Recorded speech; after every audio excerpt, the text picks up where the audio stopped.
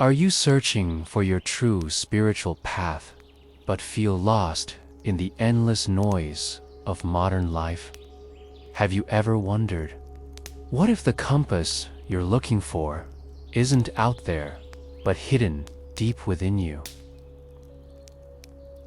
Today, we'll explore one of the most profound teachings of the 20th century, Gurdjieff's practice of self-observation, a timeless method that can help you navigate the storms of thought, emotion, and habit, and rediscover your true spiritual direction.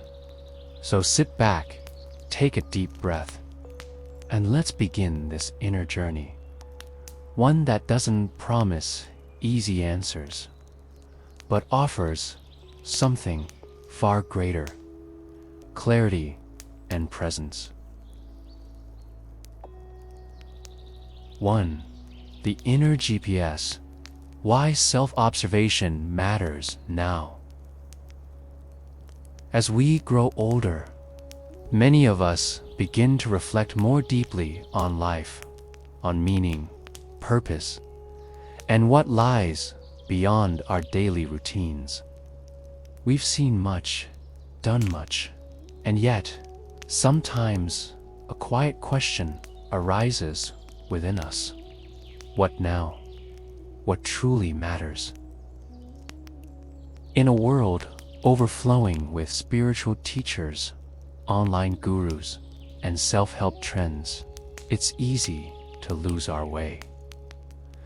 We look outward, searching for guidance, rituals, or philosophies that can offer peace. But Gurdjieff, a remarkable spiritual teacher from the early 1900s, pointed us in a different direction. He said, "Remember yourself, always and everywhere." This simple instruction holds the key to what he called the work, the lifelong effort to awaken from our mechanical, automatic existence. Think of self-observation as your inner GPS, your spiritual compass. It's not about adopting a belief or a ritual.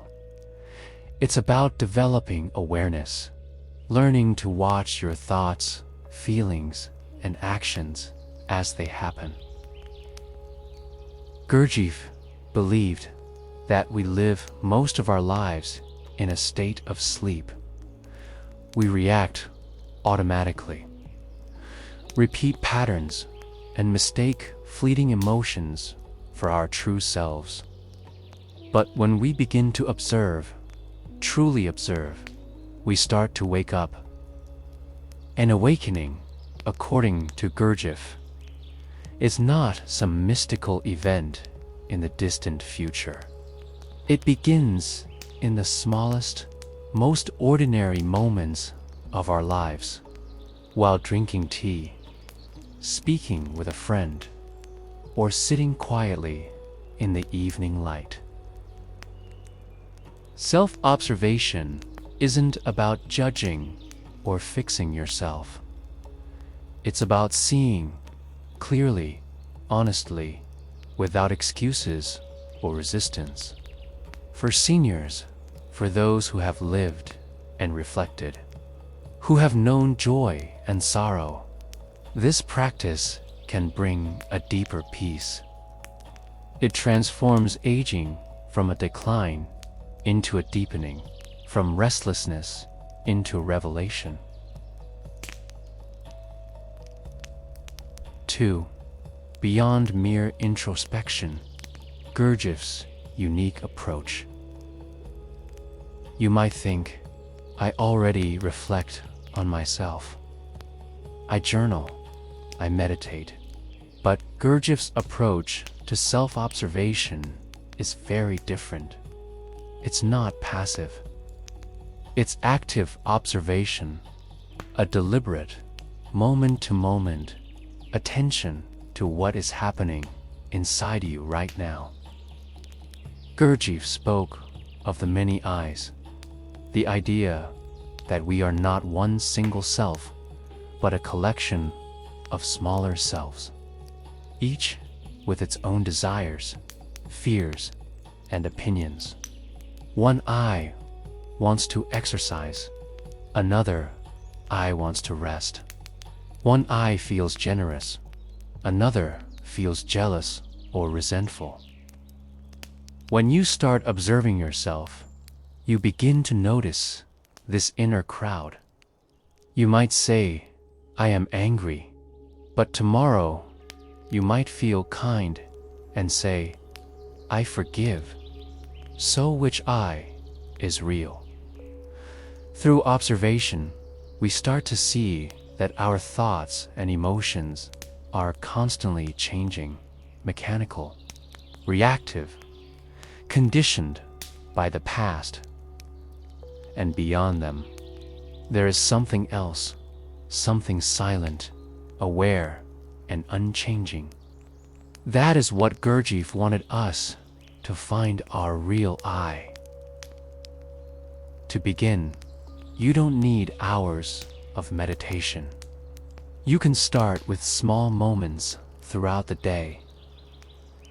When you wake up in the morning, simply observe your first thoughts. When you speak, notice your tone, your posture, your intention. When you feel an emotion, instead of reacting, say silently, I see this anger, or I feel this sadness. No judgment, no resistance, just pure observation. It's like shining a light into a dark room. You don't need to rearrange the furniture right away. You just need to see what's really there. 3. Your true self, unmasking conditioned responses. Over the years, we develop countless automatic reactions, ways of thinking, feeling, and responding that we mistake for our true self. But are they really ours? Or are they inherited patterns from family, culture, or past experiences?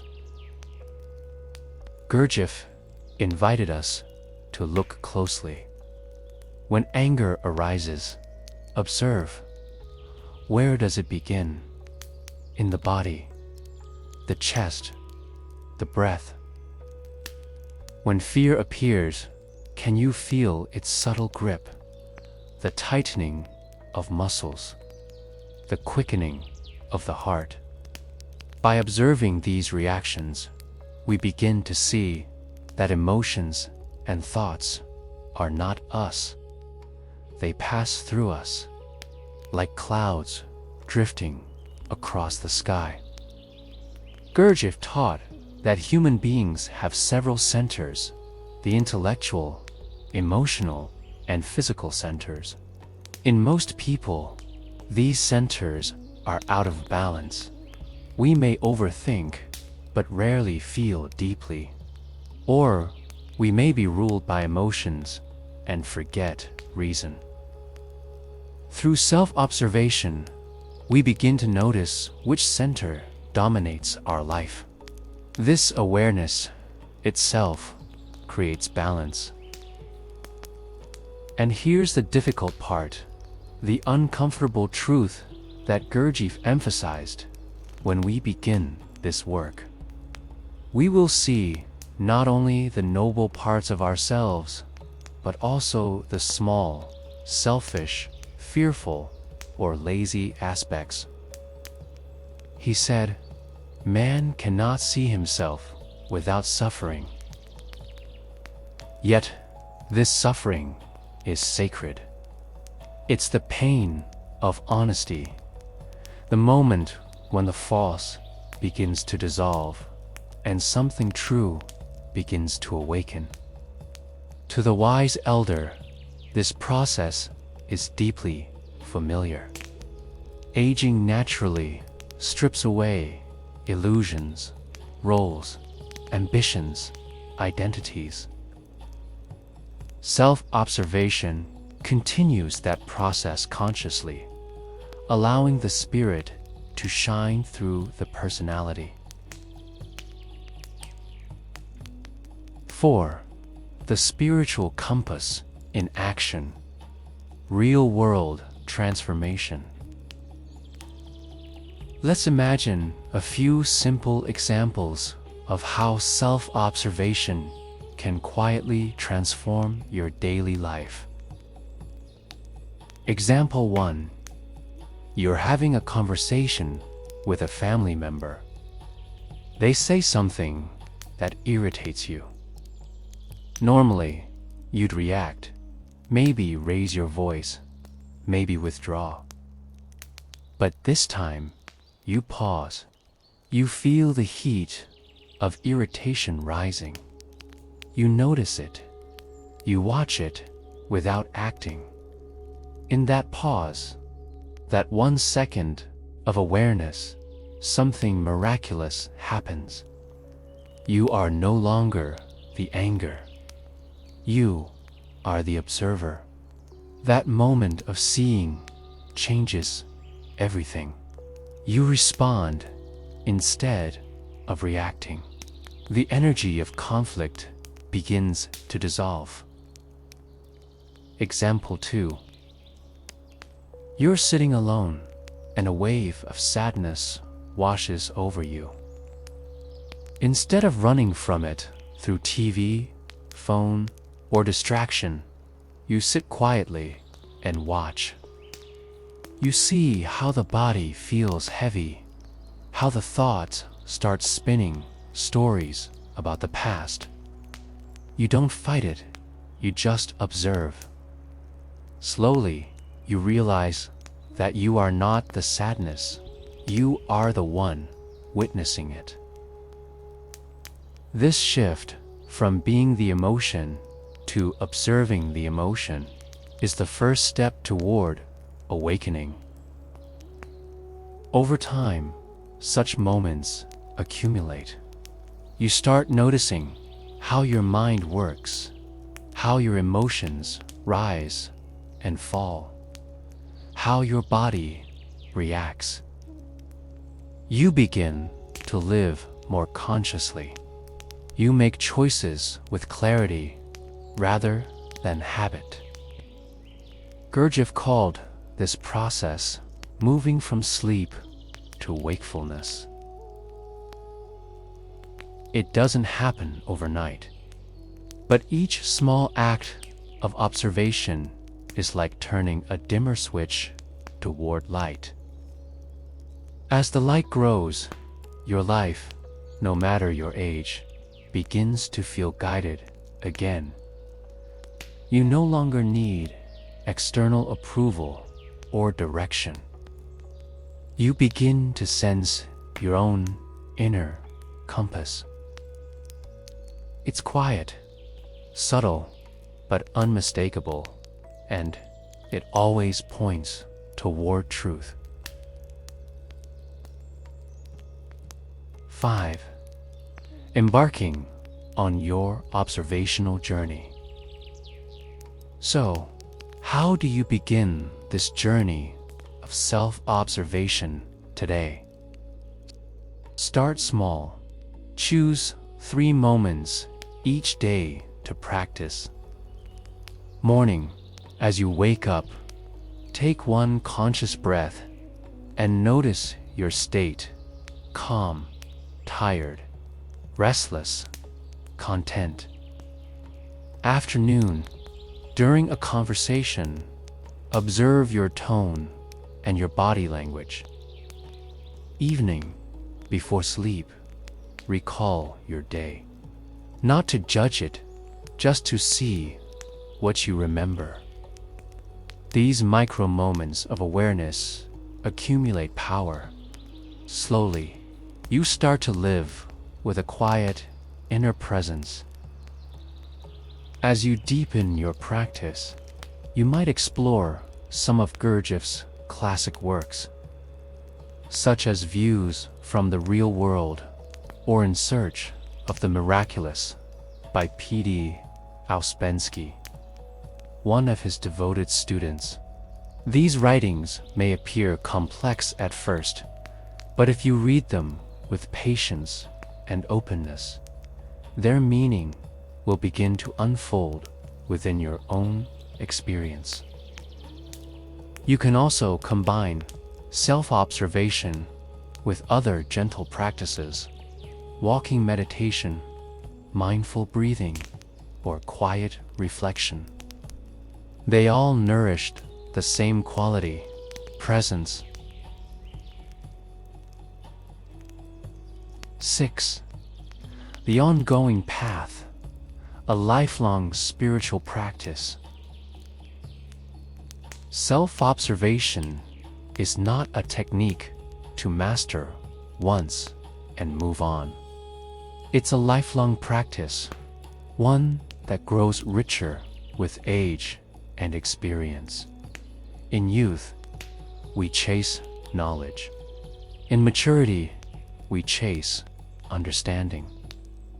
But in the later years of life, something even deeper calls: the need to simply be. Self-observation answers that call. It teaches us to be present, alert, and awake within the moment, even amid the changing tides of time and aging. You may find that, as this awareness deepens, the boundary between the observer and the observed begins to blur. Eventually, what remains is a simple, silent knowing, the awareness itself. That awareness, timeless, peaceful, unshaken, is the true spiritual compass Gurdjieff spoke of. It doesn't point north or south. It points inward to the stillness that has always been there. As we end this journey, take a moment now to observe yourself. Feel your breath entering and leaving your body. Notice the thoughts that pass by, the sounds around you, the stillness between them. That quiet watcher, that presence within you, is your truest friend, your eternal guide. The world outside may change. The body may age. Memories may fade. But the awareness that sees all this, that simply is, remains untouched, radiant, and free.